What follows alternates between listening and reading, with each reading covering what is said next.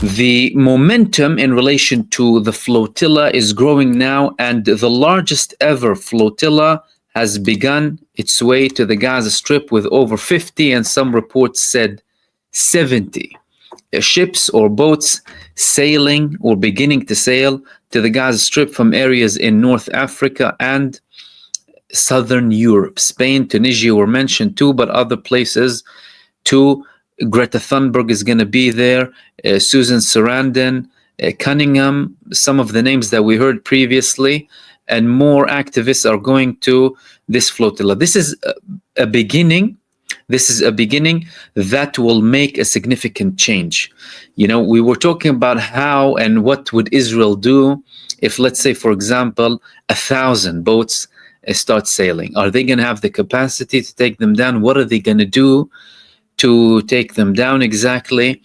How much they're going to exhaust the Israeli military? How much of an international pressure it's going to cause? You're talking about nationals from countries all across the world, and there's so much the authorities can ignore the suffering and killing and slaughter of their own civilians. I mean, we have some countries that excel in ignoring their own civilians' death in relation to Gaza, like the United States and Britain, for example, who had many of their nationals, British born and bred and American born and bred, who were killed by the Israeli forces without even a condemnation coming from these countries, which shows you how much the Zionist influence is strong in these countries, to a level where they value the lives of the Israeli Zionists more than they value the lives of their own people.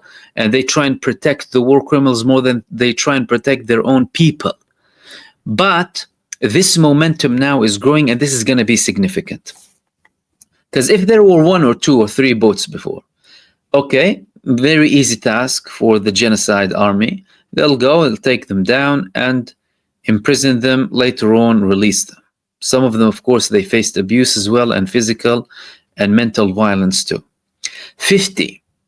If you have just 10 on every ship, you're talking about 500. If the numbers increase, if the ships are bigger or the boats are bigger, and 100 on 50 ships, you're talking about 5,000. And imagine if this goes ahead. Firstly, we're going to see how Israel responds in relation to that. Some of the people are clearly not deterred nor fazed by Israel, very brave people. But what about the next time? And what if more and more flotillas are going to start going to Gaza, even when the other ones are still on the way, by the way? What is Israel going to do? And the attempt is very simple. They're carrying emergency aid and medical supplies and emergency aid to the population. That is not, by the way, going to be solving the whole problem, but it's something symbolic that is paving the way to create a humanitarian corridor, at least through the sea, inside to Gaza. Because this is a perfectly legal action, by the way. Gaza is not Israel. Israel has no right to impose a blockade. It's totally illegal. Under international law, Gaza should have a port and access to the world. And they have a right to live normally as human beings.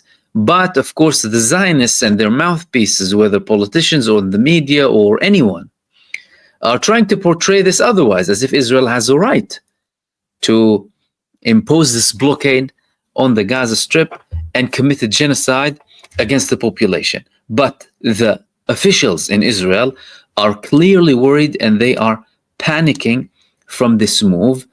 And who barks better than Itamar Ben-Gvir in the genocide state when it comes to threats and statements? So he made a couple of statements earlier on, especially in relation to Greta Thunberg and everyone on these flotillas. He has something special for Greta Thunberg, this man. Netanyahu, firstly, he had a special emergency meeting with the participation of senior security officials in the light of the huge flotilla making its way to Gaza. One report said, Ben-Gvir pushes for a painful response. Now listen to this. Anyone who chooses to cooperate with Hamas and terrorist elements will face a harsh hand. Did you listen carefully? Anyone who chooses to cooperate with Hamas and terrorist elements will face a harsh hand.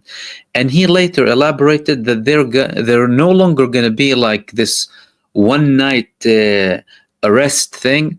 And he's suggesting the authorities to give these people the same treatment that the Palestinian resistance fighters get, and send them to the same prisons that the Palestinian resistance fighters are in, and give them the same conditions, as in limited food and what are you going to do with 500 people from so many countries all across the world? And does he think that this can pass away like nothing? Of course, he's now still barking. Nothing was confirmed like other demands of his, but this shows you the mindset that's happening in Israel. Not that this, by the way, will phase or even scare the people going on these flotillas. These people are very brave people, very knowledgeable. They know exactly what they're doing. They receive perfectly legal advice in relation to their operations. And they know very well to be on the side of the law and international law, and also the mission that they're conducting. They know exactly what they're doing. So that's not going to faze them.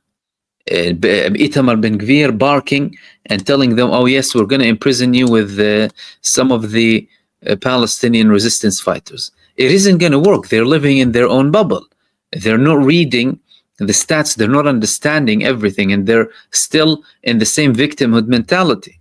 I mean, one recent poll in the United States, despite, by the way, how limited it is and how inaccurate it could be in not portraying the true image for multiple reasons, but 60% of Gen Z, according to a recent poll by Harris Poll, support Hamas outright.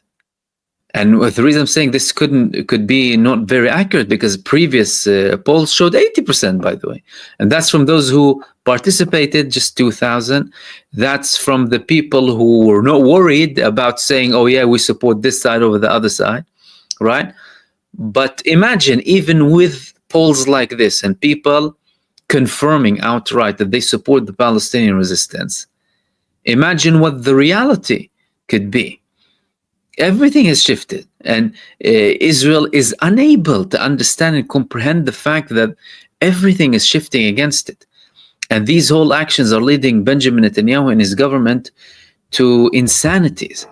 I mean, he's pushing for an escalation in Gaza. He's pushing for an escalation in Yemen. He's constantly poking Lebanon and Syria as well, regardless of the inaction that's happening there.